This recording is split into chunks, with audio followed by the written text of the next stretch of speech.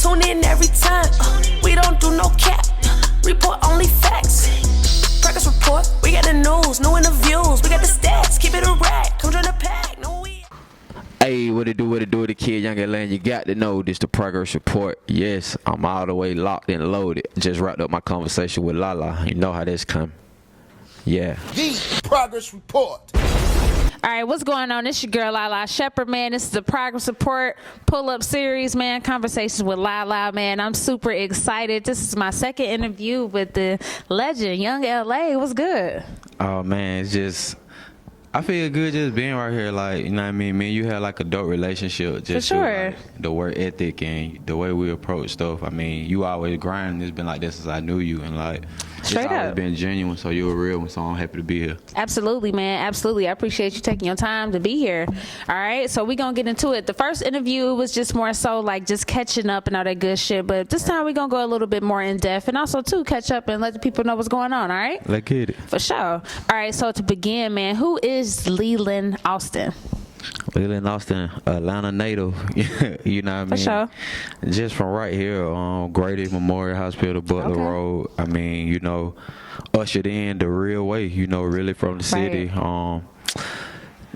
Trendsetter, bold, hard working, like. Oh, yeah. Outrageous, like, you know, it ain't no boundaries with me, you know what I'm saying? And that's just the confidence, like, just as the person, you know, as the artist, it's like, that's what I've been known for. That's how I built my legend, you know what I'm saying? And for sure. That's Leland Austin, for real. Okay, that's what's up, man. Yeah, man, you was doing all the wild shit, like setting all those trends with the hair, you know, the clothing, all that shit, man. Right. You was doing that shit from the beginning. I mean, you know, where'd that come about? I mean, I think like that was just like really the voice, and I was really the picture for everybody that was in my neighborhood who was coming like that. You know? On the mainstream and the commercial level, you know, people got to see it, but that was something that we was already doing. Yeah, I was you doing know what I'm saying? Yeah, that was part of our culture. And it was like to be one of the guys that kind of break the barrier, you have to deal with a lot with that too, you know what I'm saying? For sure. Changing the look, changing the sound. Okay. It's like, you know, people got to embrace it. That's a fact. That's a fact. So, I don't know. I don't think people really embraced it when I first came in. I don't know if any people were really, I don't know if they understood it. Right. What I was trying to show and what I was saying, like, this is where the game going. Through my dressing, through my slang, through this is what's cool, this is in. And just to look up now and see, like, all this stuff still exists. And it was like, I mean, it's crazy, you know. Okay, so I'm going to say this. So I think you did what Young Thug has done recently. You was the person that's kind of like taking the hit for all the different shit, the shit that people consider weird. Right. Would you say that's accurate? Yeah. And I think that's accurate, and I think it goes like that when you breaking something new. You know what I'm saying? Because now they understand it right now. Cause it's like, that's what's in. That's what's going on. And it's almost like if you ain't doing that, what you doing? You know what I'm saying? That's a fact. And that's the wave, and so like, it's just crazy, you know, timeless. You know what I'm saying? I feel like for real. True. Okay, so what you think about this new era? What's going on right now? What's your thoughts? I love it. Like, I like it. Like, for real. Because, I mean, I just see people dare to be different and be in their skin. You know what I'm saying? You see more comfortableness with a person just being that person. You know what I'm saying? And I just think it's dope for real to be creative and to be unique, you know what I'm saying? To step outside the box, like that's what I feel like really separates an artist from a superstar. That's a good point. You say the word pop or popular, whatever it is, I think those are the things that really give you the separation. True. What's some similarities and differences though, you know, when you was coming up in your prime, you know, compared to now, like, you know, still doing your thing in this music shit, but like what's some things that you notice is different and similar? The difference, I think, when I was coming up, it had to be the social media game right now. Okay.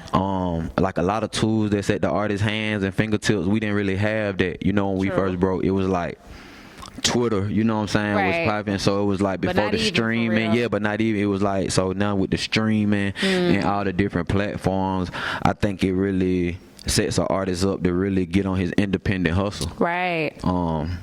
Cause it's like now you don't. I mean, you could do it yourself with all the resources and the tools. That's a fact. You just gotta have a solid team. Yeah, you just gotta have a solid team. I feel like you only big as the people around you and the people on your team. That's a fact. But yeah, I think it's different in that aspect. Okay. And I think like more of the outside of the norm, like the weird shit is like cool. You know what I'm saying? True. So that's what's up. The barrier has been broken. You know what I mean? So Right. shout out to everybody who just being unique and who stepping outside the box, like, 'cause that's what it's all about for me.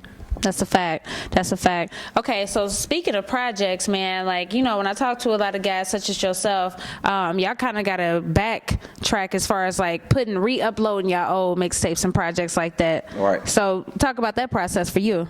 Yeah, just repackaging everything and just putting it on the platforms, that they wasn't showcased on at first. Right, the different streaming platforms as far as Tidal and the Spotify wave and all the ways right now. So it's like when you repackage it and reproduce it, it's still I feel like when it gets on that platform, it still gets the look of Hell yeah. the audience, the fan base of people who just like streaming music or sure. just like to get their music in that one way. You know what I'm saying? Right. Okay, well, speaking of projects, man, how many projects you got out, if you can count? Like, Mixtapes and albums included. I say across the block, big block. Probably at 10. Probably 10. Okay. Yeah, probably 10. It might 10. be over 10. On the low. Yeah, on the low.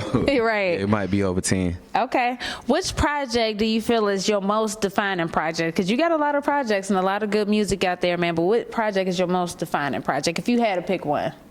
I got to go with Black Boy, White Boy. Okay. Classic shit. Yeah, just because like at that time, like when we just speak about trends and breaking the barrier, like it was something just so new and fresh, and the sound it like captivated the city, and it was bigger than just the music, because we were bringing like the whole culture with us as far as the dressing and the slang and everything else, and it was like I think to this day probably one of my biggest tapes.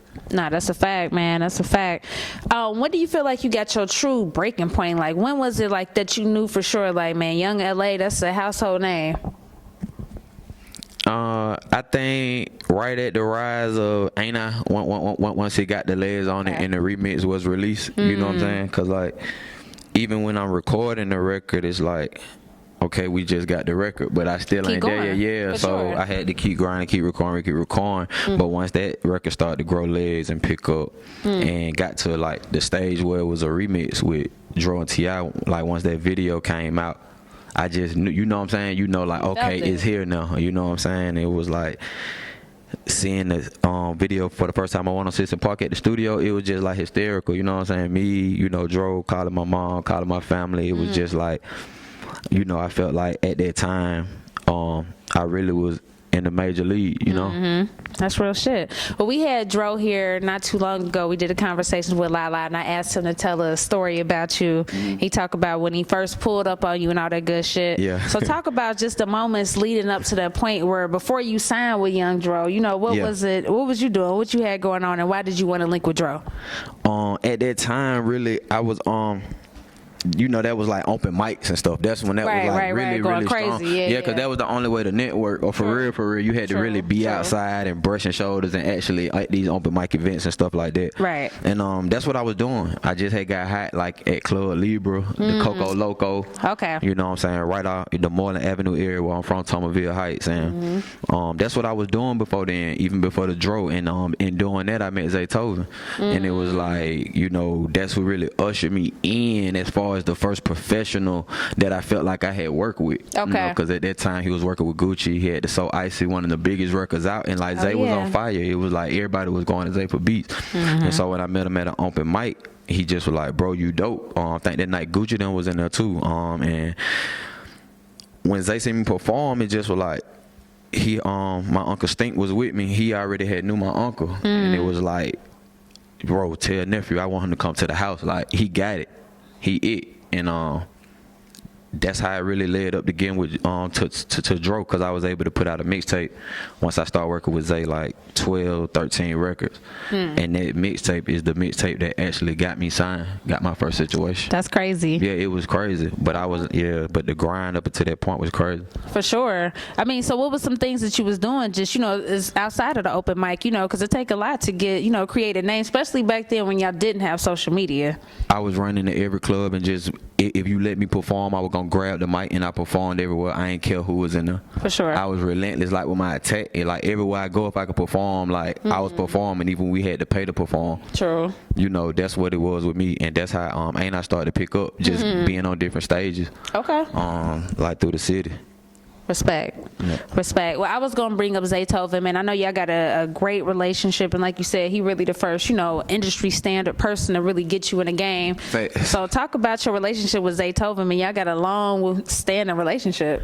Yeah, like, that's my brother, like, what I'm saying? We friends first, like, at the end of the day, and we just, like I say, he was one of the first people to believe in me. Right. And so it's like the energy and the chemistry that that me and him have, like, we both feed off each other. For sure.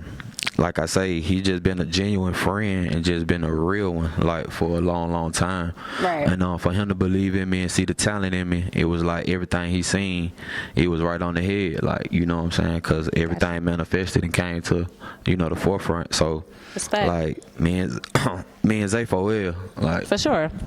Zay a good guy. Yeah, that's my guy. That's my man. He a good guy. Yeah, great guy. Got you. Okay. Well, speaking about relationships, man, talk about your relationship. How is it right now with Young Dro? Man, that's my big brother. Like, you know what I mean? Like, it's all love. Like, every time I see him or anytime we're around each other in the same room, it's just all love. Because, like, he believed in it too. You know what I'm saying? And just him taking that chance and believing in it, like, I had after he believed, I still had to come and prove myself. Of course. And I just can't say enough about his character and how solid he is. You know what I'm saying? Right. To me, one of the dopest MCs, like, very unique, very charismatic. You know what I'm saying? Great character. Like, that's my man. I ain't got nothing but good, nothing but good to say about him. Like, I love that kid. For sure. Okay, another person that you frequently collaborated with, J Money. How y'all relationship? I consider Jay like one of my friends, you know what I'm saying, in the music industry. So I always want to see like the best for him, just no matter what. You know what I'm saying? That's a good guy too. You know what I'm saying? And we was thinking about like doing a project, doing a part 3. You know what I'm saying? Just for the streets. And Jay, he, like I say, he one of my close guys. You know what I mean? When it come to industry, you know what I mean? So I got nothing but love for him. Like, that's my man. Got you. Okay. Speak on one of your favorite memories, just coming up, just in this music game. Once you did create a name for yourself, and people knew who you was, and they recognized you just for your talents and all that good shit. Speak about one of your greatest memories. I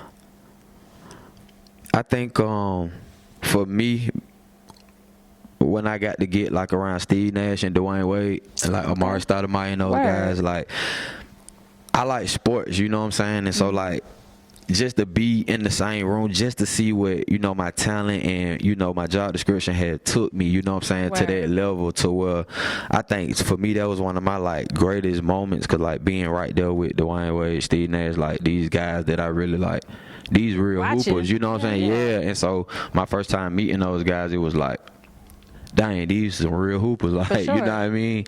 And just to be in the same vicinity, like I say, at that event, it was like, that was like probably one of the highlights for me, for real. Respect. All right, what comes with this business sometimes comes, negative shit and bullshit sometimes. Is there any misconceptions that you would like to address? Whatever you want to talk about. Like, we could talk about everything. Shit, we could just talk. Okay. All right. Well, do you want to talk about the DTE situation for people that may not, like, fully understand what happened? Yeah, we could talk about that. Okay. Shout out to DTE. Shout out to Dave. Shout out to Black. You know what I mean? They're my real men. For sure. Shout out to my hurt. Trub is like, at the end of the day, I just think that was more like a miscommunication situation. Okay. Cause me and Black was real tight at that time, and so that was like at the end of the grand hustle situation, and it was like I was around Black and Dave so much every day. And just these solid guys, BG, B Green from East Lake, same place where my cousin I'm from, and like at that time, I feel like, let me see how I can say it. People, I guess the feel was like I was trying to step on somebody's toes. You know what I'm saying? Okay, I got you. And with having artists over there already, and artists trying to put in work, even with me and Allie had worked. Way before that, we had records. The big record, which was on his project, you know what I'm saying? We was always good, so I just felt like it was just a miscommunication, and it was never addressed as men, like put in the forefront. You feel me? And I think that led to all the confusion. You know what I mean? And so at the time, like, you know, time heals all, and for sure, me and Ellie was able to talk one day at the studio at a session with Young Ralph, and you know what I mean? Shout out to him and just everything they doing. You know, we grow. You know what I mean? And like I say, time here, you grow, you mature. But no bad blood. I just feel like as men, if we could have communicated together instead of this person and this person in the middle, I think it would have been a better turnout. Respect. And, you know, we spoke about that in our first interview, but, you know, just certain shit just kind of got to keep hitting on and shit. So I wanted to ask. Nah, we got to talk about it. No, for sure. Also, too, so talk about just, you know, Young LA on the comebacks, like just when you coming back into the game, reintroducing yourself. So, like, just what happened for the fans that don't know, like, you know, like, if you put out a hit single and then you go MIA, what it seems for the fans to come back. Talk about that. What you mean, how they perceive it, or like, do they know what's going on? Yeah, what you had going on. What were you going through? Just at that time, just life. You know what I'm saying? I think I was my worst enemy. You know, in certain points, cause I mean, I think we all are at certain times. True. When you're immature, you know, you trying to get to a state of matureness mentally as a man, as an artist, you know. And I think that just all come with growing, you know. If real LA fans, you know, if you was following the movement, I always dropped music. I never really stopped dropping music, you know. I was just in my own way, so I had to, you know what I mean, deal with my demons and my addictions and my, you know, my immaturity and stuff like that. And I think, like, when you can approach that, and then, like, once you get a grip on it, you know what I'm saying, it's beautiful. Like, you know, I just came home, had to go to sit down, do a 2-year bid, and, you know, all that, I feel like all that has just added to the character of me and who I am, you know what I'm saying? Sure. And I feel like I'm the best version of myself right now, you know what I'm saying? Because I was able to face that, look at myself, you know what I'm saying, and find out my flaws and my wrongs with myself, you know what I'm saying? And then once I was able to identify it, it was like I was able to make the necessary changes, you know what I'm saying? That's a fact. Or be able to approach it, you know, it's not something we can do overnight, but it's a process. Facts. So them 2 years I got to sit down, it really helped the process, because it really had a chance to sink in. You know what I'm saying? True. I got a chance to embody it, and so when I came home, it was just a different aura. You know what I mean? Right. So, definitely, man. We need you to stay out. Yeah, definitely. Sure. So what was it like though when you know, Young LA in prison, man? Was niggas asking you to do music and shit? Like, how was that? Nah, I mean, when you would go like in state camps, it's like when you get to these camps, you see so many people you know from Atlanta. You know what I'm saying? Like it's crazy. So it's like you get there and it's like you know everybody. You know what I'm saying? Just from, you know, somebody went to school with your cousin or yeah. So it was like it was straight. I didn't do no rapping in there. I didn't do no writing, no raps or nothing. Like, surprised. I listened to beats. Got you. And just came up with thoughts. But I did like I played a lot of basketball. Did a lot of working out. I mean, I got my diploma while I was down there. You know what I'm saying? I used my time wisely while I was down there. I did some things. And like I say, now I feel like I'm just the best version of me right now. So I'm really elated, like, right now. I'm excited about everything that's going on. Respect. Hell yeah, man. Was it ever any songs that were unreleased that you wish you could have released?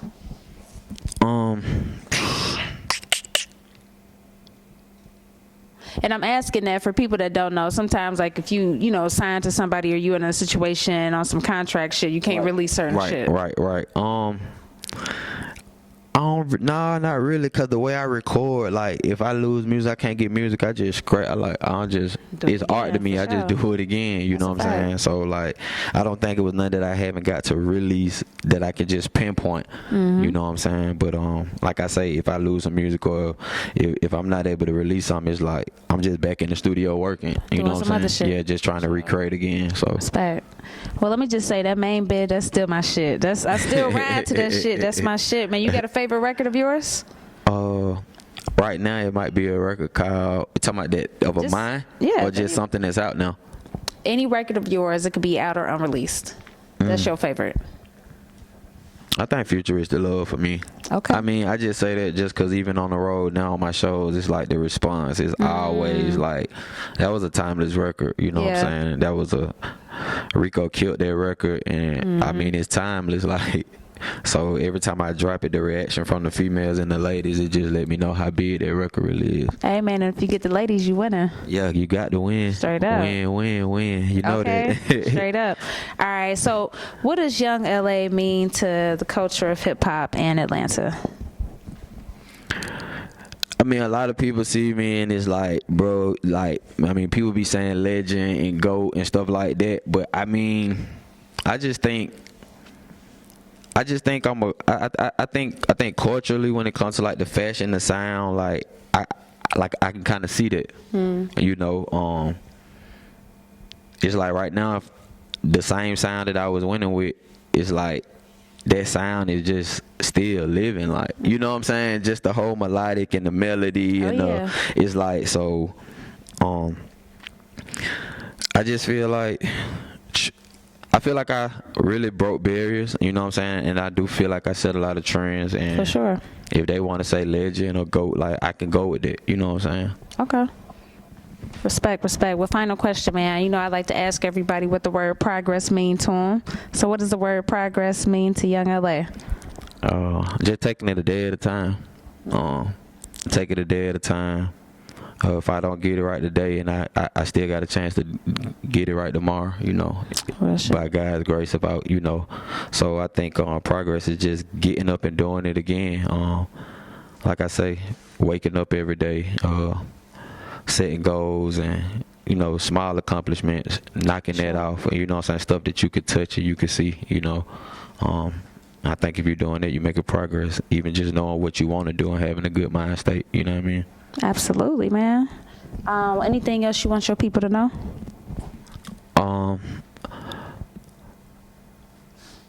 Well, we got the EP coming. I told you, I just wanted to see what I want to talk about. I told you, coming top of the year 2020. Okay. I got a single on there with Koi Global. That's my man. Shout out to him. Yeah, shout out to him and everything he doing. And the EP gonna be crazy. Like I say, there's no features really, just me. And, I like that. Produced by Swift. He on there a lot. Shout out to Swift. Sure. Yeah, Swift been going crazy. So we just back in the bowl, but 2020, I told you the EP on the way, so word. You already know what's going on. Progress Report, Young Leland Austin, Lalaa in the building. Okay. Yeah. That's what's up, man. Well, you know, we definitely appreciate your time.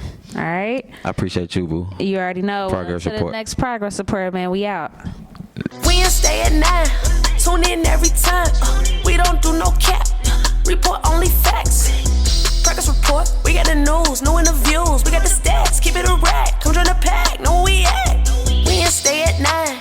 Tune in every time. We don't do no cap. Report only facts.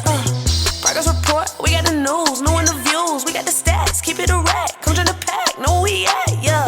Lalaa the GOAT. Brick keep it lit. Set on the spins. Every week. Why were you going crazy? Crazy.